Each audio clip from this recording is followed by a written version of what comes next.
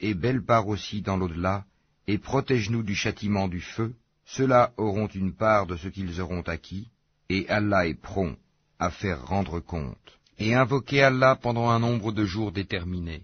Ensuite, il n'y a pas de péché pour qui se comporte en piété, à partir au bout de 2 jours, à s'attarder non plus. Et craignez Allah, et sachez que c'est vers lui que vous serez rassemblés.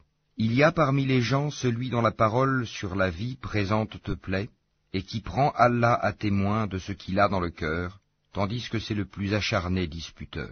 Dès qu'il tourne le dos, il parcourt la terre pour y semer le désordre, et saccager culture et bétail.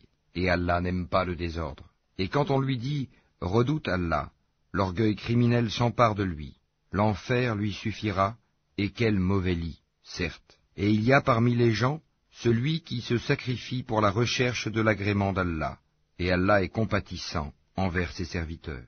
Ô les croyants, entrez en plein dans l'islam, et ne suivez point les pas du diable, car il est certes pour vous un ennemi déclaré.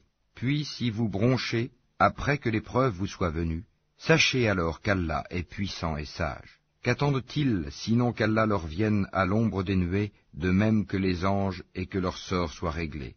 Et c'est à Allah que toute chose est ramenée. Demande aux enfants d'Israël combien de miracles évidents nous leur avons apportés.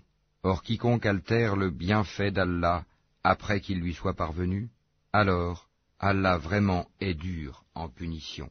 On a enjolivé la vie présente à ceux qui ne croient pas, et ils se moquent de ceux qui croient. Mais les pieux seront au-dessus d'eux au jour de la résurrection. Et Allah accorde ses bienfaits à qui il veut, sans compter.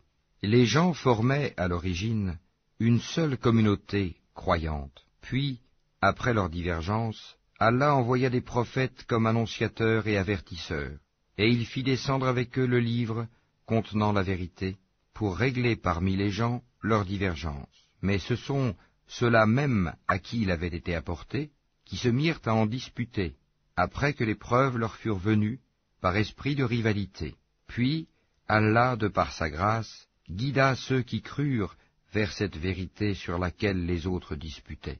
Et Allah guide qui il veut vers le chemin droit. Pensez-vous entrer au paradis alors que vous n'avez pas encore subi des épreuves semblables à celles que subirent ceux qui vécurent avant vous? Misère et maladie les avaient touchés, et ils furent secoués jusqu'à ce que le messager, et avec lui ceux qui avaient cru, se fussent écriés « Quand viendra le secours d'Allah ?» Quoi? Le secours d'Allah est sûrement proche. Il t'interroge, qu'est-ce qu'on doit dépenser? Dis, ce que vous dépensez de bien devrait être pour les pères et mères, les proches, les orphelins, les pauvres et les voyageurs indigents. Et tout ce que vous faites de bien, vraiment, Allah le sait. Le combat vous a été prescrit alors qu'il vous est désagréable. Or il se peut que vous ayez de l'aversion pour une chose alors qu'elle vous est un bien. Et il se peut que vous aimiez une chose, alors qu'elle vous est mauvaise. C'est Allah qui sait, alors que vous ne savez pas. Il t'interroge sur le fait de faire la guerre pendant les mois sacrés. Dis, y combattre est un péché grave, mais plus grave encore, auprès d'Allah, est de faire obstacle au sentier d'Allah, d'être impie envers celui-ci et la mosquée sacrée, et d'expulser de là ses habitants. L'association est plus grave que le meurtre. Or, ils ne cesseront de vous combattre jusqu'à, s'ils peuvent, vous détourner de votre religion. Et ceux qui parmi vous abjureront leur religion et mourront infidèles, vaines seront pour eux leurs actions dans la vie immédiate et la vie future.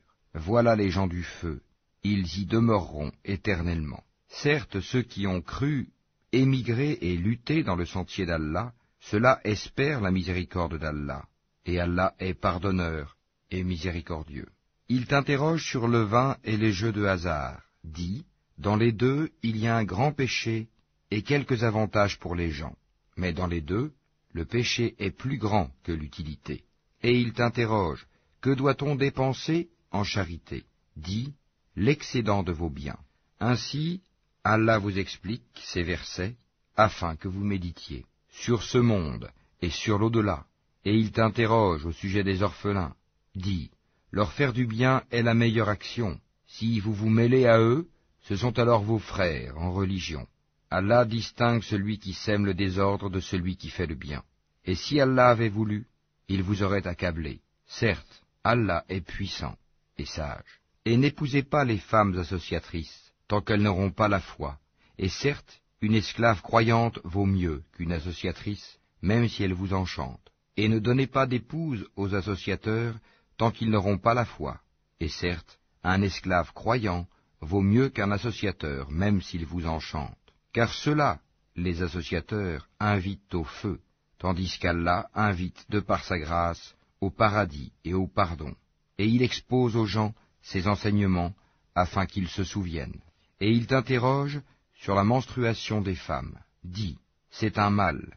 Éloignez-vous donc des femmes pendant les menstrues, et ne les approchez que quand elles sont pures. Quand elles se sont purifiées, alors cohabitez avec elles, suivant les prescriptions d'Allah, car Allah aime ceux qui se repentent, et il aime ceux qui se purifient. Vos épouses sont pour vous un champ de labour. Allez à votre champ comme et quand vous le voulez, et œuvrez pour vous-même à l'avance.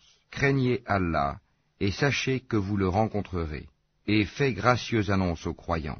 Et n'usez pas du nom d'Allah dans vos serments pour vous dispenser de faire le bien, d'être pieux et de réconcilier les gens.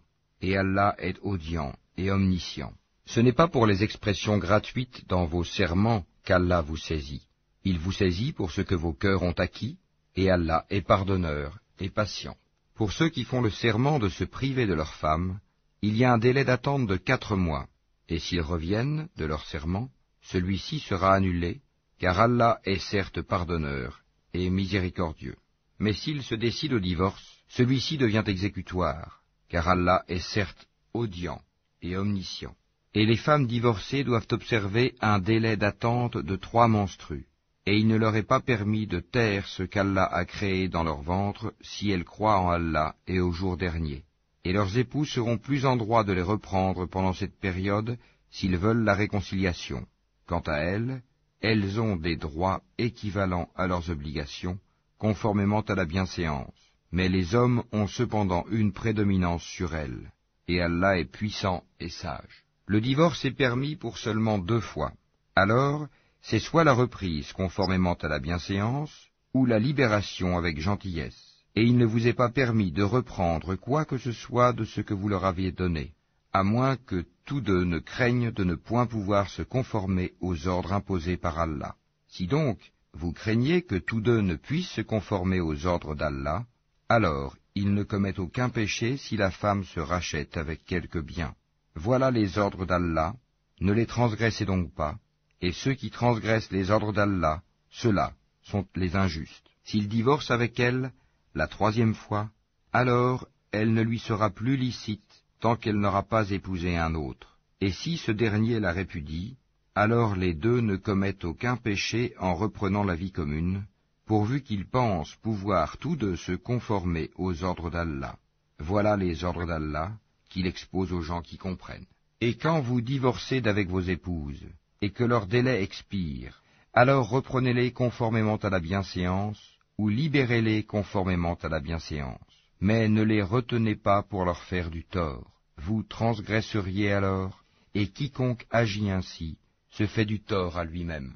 Ne prenez pas en moquerie les versets d'Allah, et rappelez-vous le bienfait d'Allah envers vous, ainsi que le livre et la sagesse qu'il vous a fait descendre, par lesquels il vous exhorte, et craignez Allah, et sachez qu'Allah est omniscient. Et quand vous divorcez d'avec